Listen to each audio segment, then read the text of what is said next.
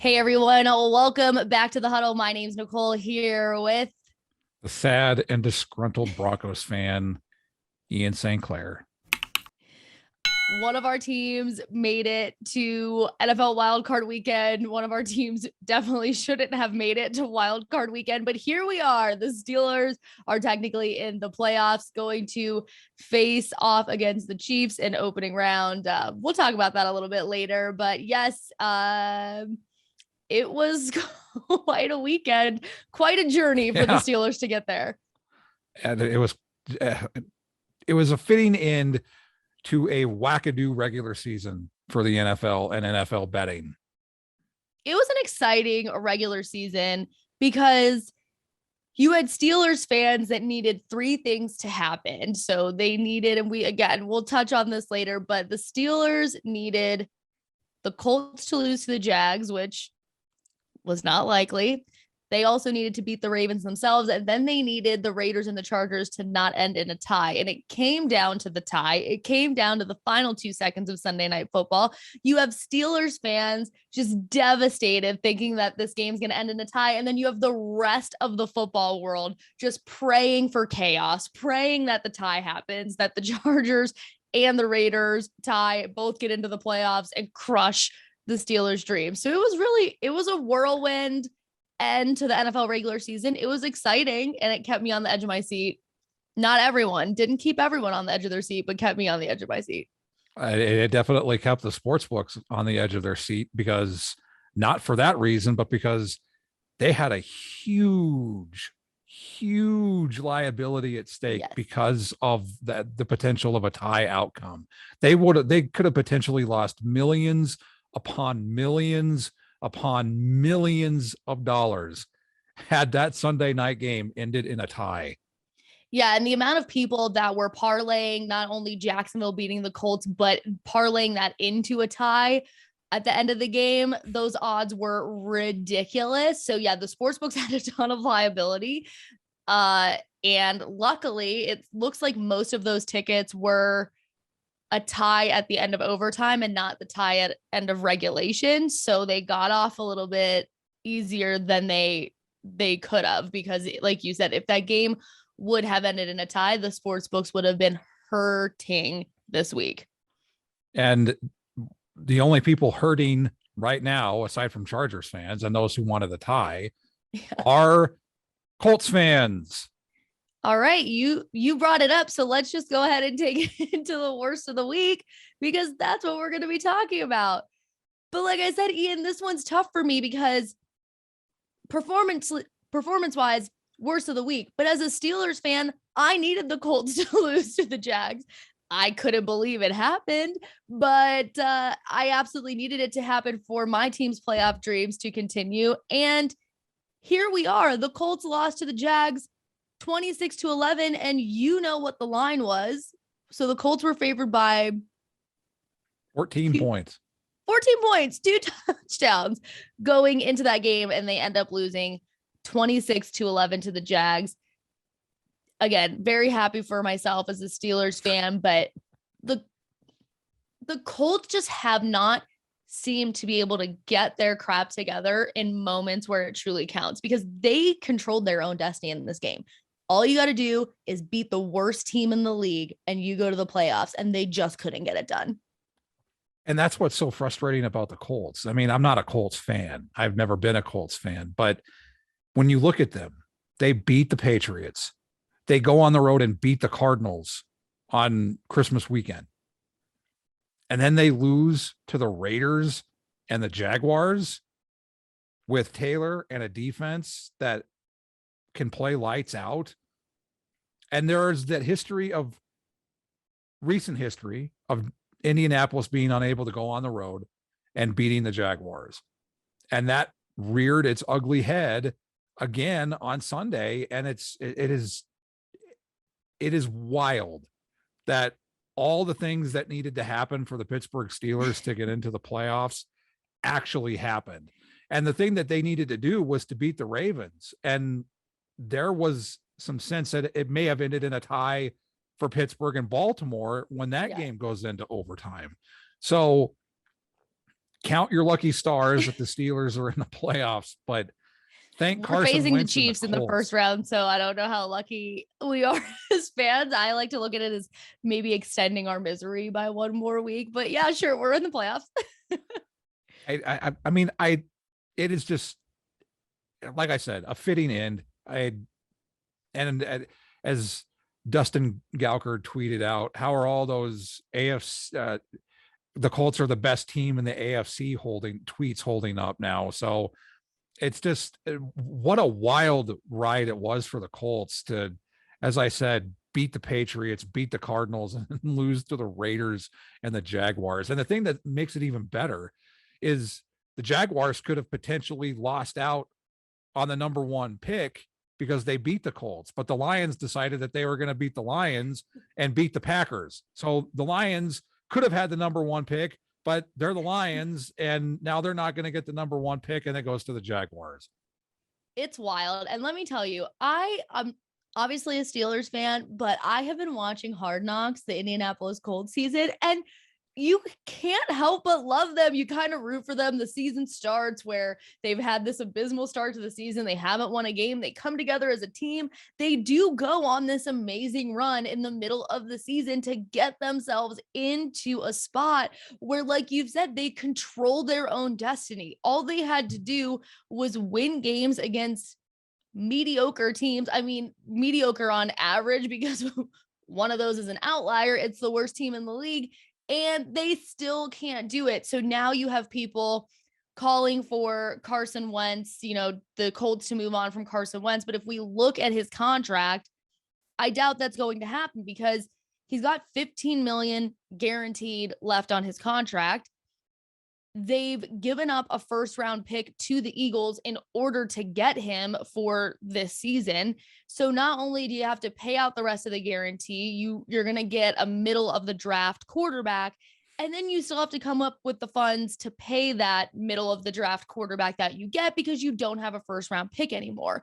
So if you're a Colts fan, you're likely going to have another season with Wentz. I don't know how you feel about it, but it looks like he's going to be your quarterback for at least one more season.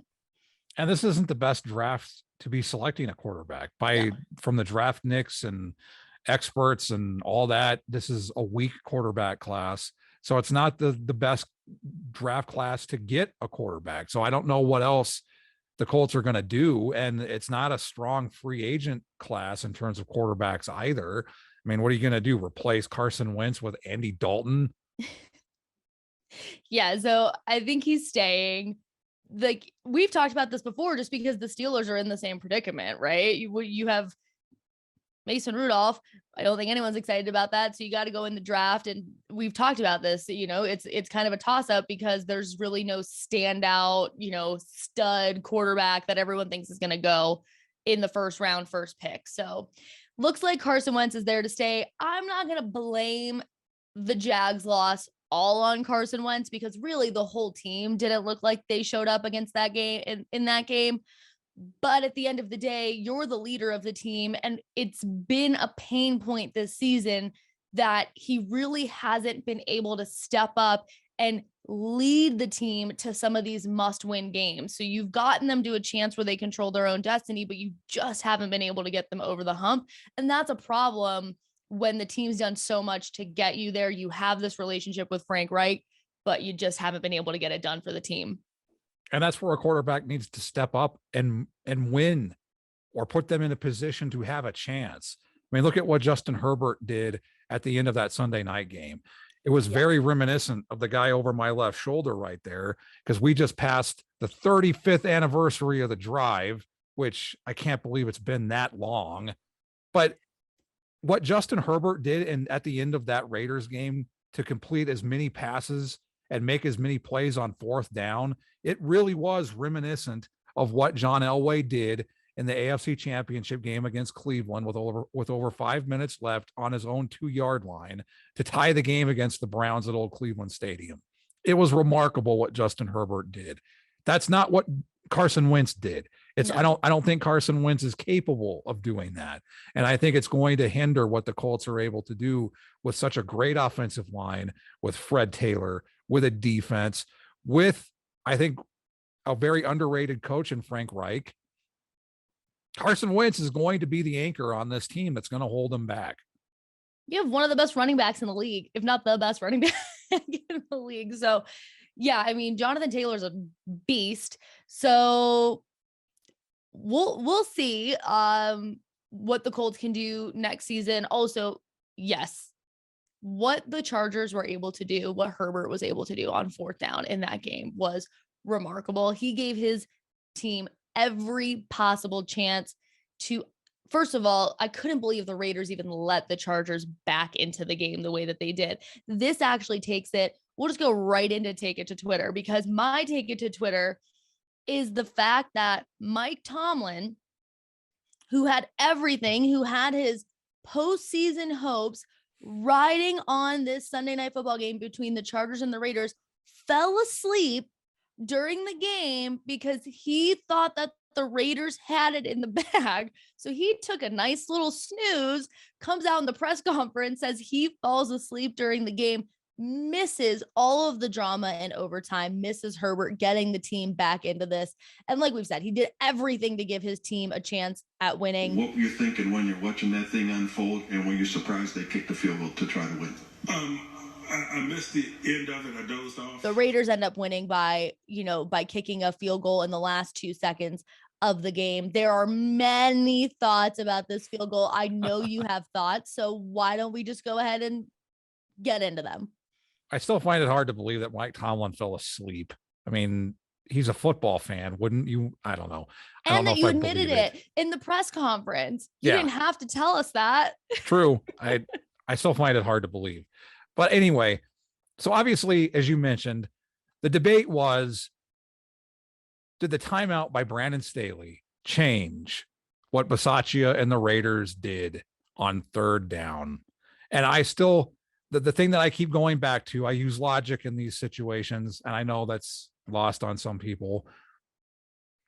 If the Raiders tie, they go to Kansas City. Let's remember that the 2 times the Raiders have played the Chiefs this season, they have been blown out of the stadium. That would have happened again on Sunday or whenever it was they would play based on the schedule. They would have been blown out of Arrowhead Stadium again by Patrick Mahomes and the Chiefs. Is that really something Bisaccia and Derek Carr, top of mind? You know what? Let's take a knee. Let's tie so that we can go to Kansas City and get blown out. Or we can win, eliminate our rival, and they are a rival.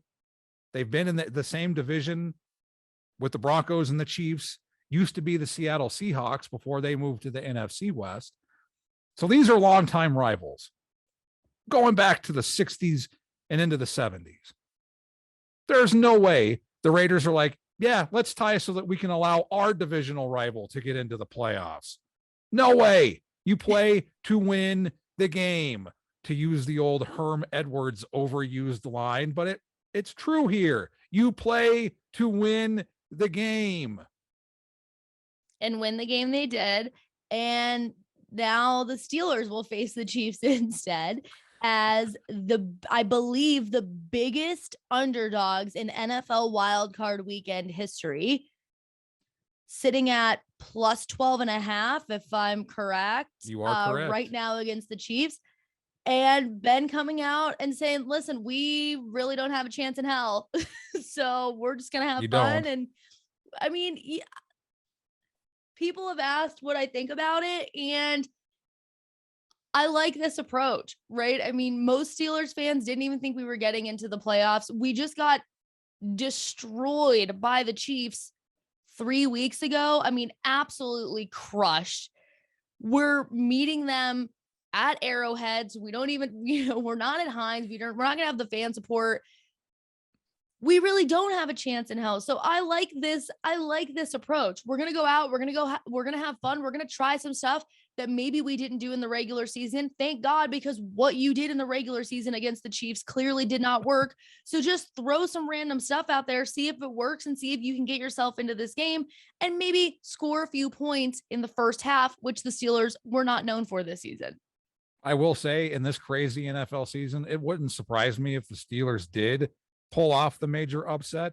But this is where Mike Tomlin should take a card out of Dan Campbell's playbook or his hand and just throw everything against the wall. Like do fake punts, do onside kicks, do whatever it takes. I mean, why not? What do you got to lose? I agree. I mean, go out with a bang. If you get crushed anyways and it backfires, you were already expected to get crushed. Nobody thought you were going to win this game.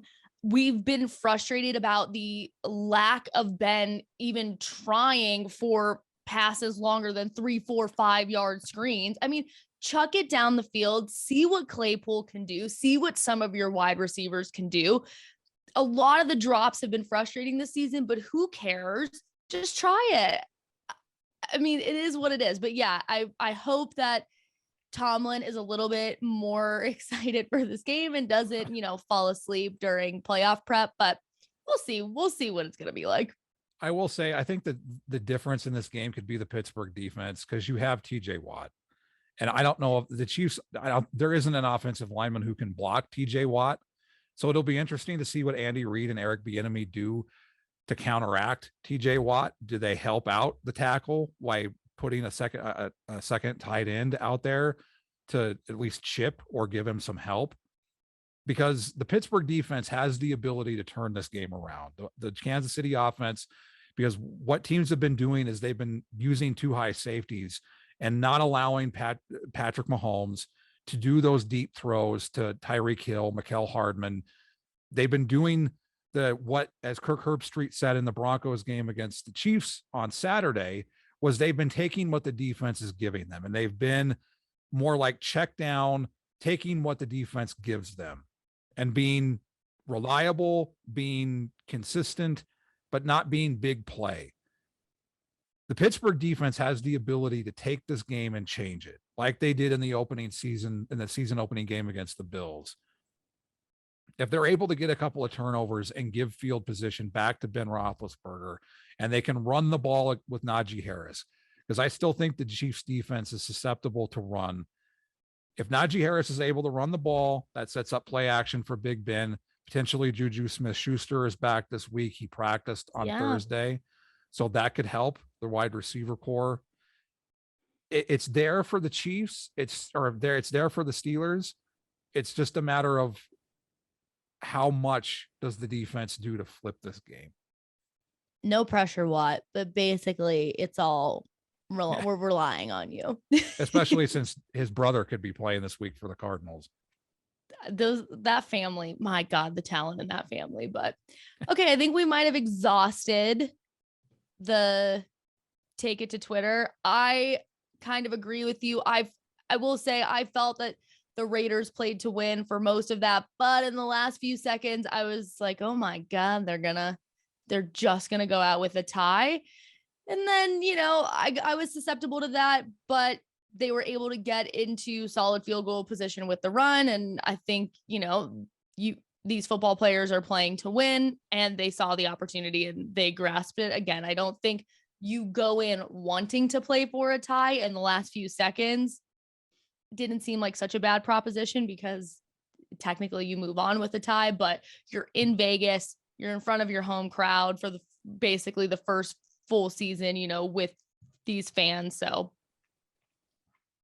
make it happen. But yeah, I don't know how I feel about the Raiders moving on much further than this round, but they got there, and that's what counts. I will say, since we're in the betting industry, my prediction is the Chargers defense had its moments this season, but for the most part, it was horrible, which is surprising because Brandon Staley basically ran the defense as the head coach. And if you look at the Rams, they had the best defense in football with him as the defensive coordinator last season. The Rams defense has dropped off. I don't think it's anywhere near what it was a season ago. Here's my prediction. Vic Fangio was just fired by the Denver Broncos. He is going to be the defensive coordinator for the Los Angeles Chargers, and that Chargers defense is going to get exponentially better. And if you add a great defense, which Vic Fangio has done the last 3 years as the head coach of the Broncos, that's not why he was fired. It's because of everything else. When you pair that, a defense that he's going to bring to the Chargers with Justin Herbert, that's going to be a dangerous team. Okay, I like that prediction. Also, the firings, I feel very sad. We've gotten some good memes out of them, though. Joe Judge having the pizza and the beer delivered to his house. I think 9 pizzas and 13 cases of beer. It was kind of like a breakup party with his friends. So feel bad. I do, anytime somebody gets fired, you feel bad. But the image I just got to my mind was Dodgeball, where Ben Stiller at the end morphs back into his obese self. And that's how I picture Joe Judge. That's how you picture Joe Judge. Thank you, Chuck Norris. I wonder if Joe Judge blames Chuck Norris for his firing. Do you think he gets another job in that? Where do you think do you have any predictions where he's going? Is he going anywhere? Probably back to the Patriots, because that seems to be where Patriots assistants who fail as head coaches go back. Hey, could be worse teams. Could be. Yeah, I mean, definitely. We mentioned, you mentioned the Raiders. I don't think they're going to make it beyond this week. I think they're going to lose to the Bengals. I think there's 2 upsets this week two potential upsets. Obviously, the Patriots over the Bills, and a lot of that's going to depend on the weather at Orchard Park, and also the San Francisco 49ers over the Dallas Cowboys. I mean, the Patriots have been Mac Jones has been impressive, and the Bills have been so inconsistent. So I don't know. It's going to be, listen, I'm kind of entering this round of playoffs as someone who really doesn't have their team in the playoffs. Like, I'm just going to enjoy it, have some fun, see if there's upsets. I mean, if my team can pull it off, but I have no hopes, but if they can pull it off, great, but I have zero hopes going into it. So it's just going to be a fun weekend of football in my mind. I'm going to enjoy it as a Broncos fan who doesn't have skin in the game. That's why I'm wearing this shirt, because at least I can go back to 6 years ago when you were actually champs. Good, which feels like 84 years ago. Titanic.gif. All right, let's take it into promo party, because we don't have Fantasy Island anymore. That ship has sailed. But we have, first of all, if you are a new user to Sportsbooks, we always say at the beginning of the season, great time to sign up. But right now, the offers are kind of ridiculous. They're mirroring what we normally see at the beginning of the regular season, if not better. They're really good.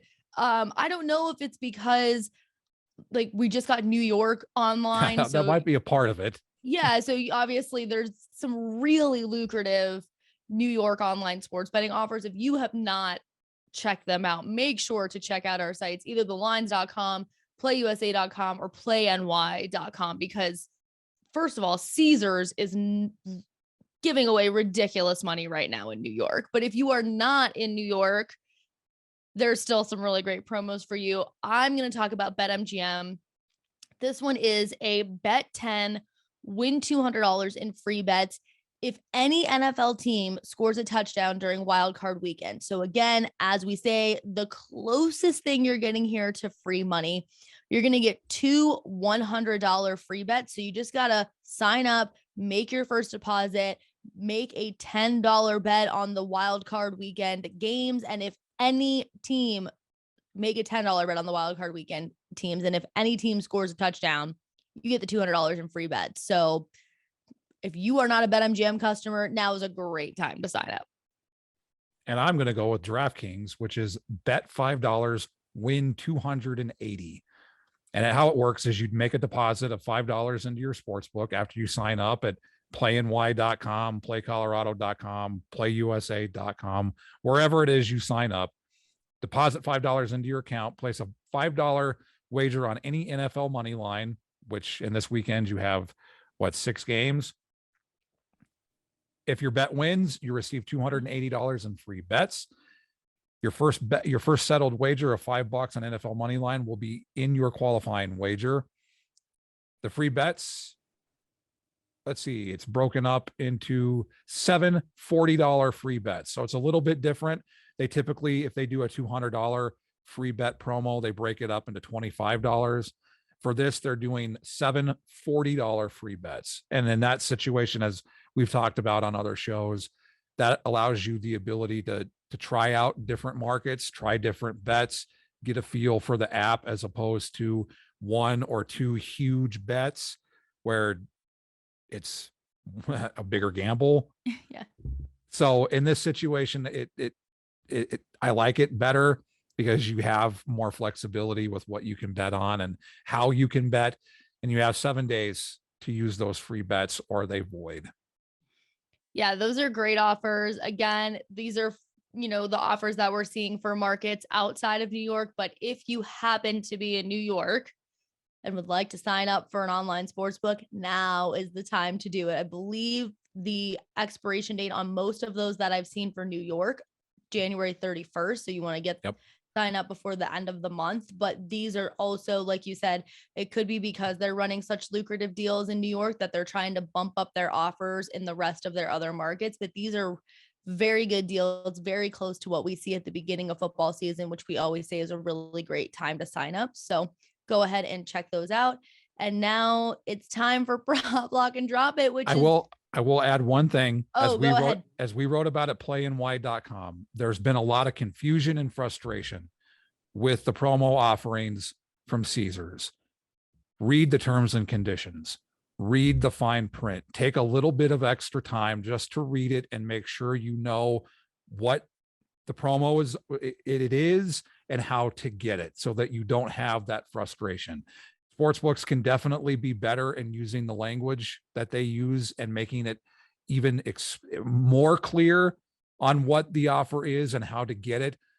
But the bettors can do a better job of also reading the fine print and reading the terms and conditions so that you don't have that frustration.